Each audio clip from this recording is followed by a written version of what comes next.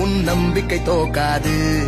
தினந்தோறும் எரதேட எந்த பறவையும் சலிக்காது. விரல்களை மூடும் சுருக்கம்தான் கைரேகை என்பது. அதை விட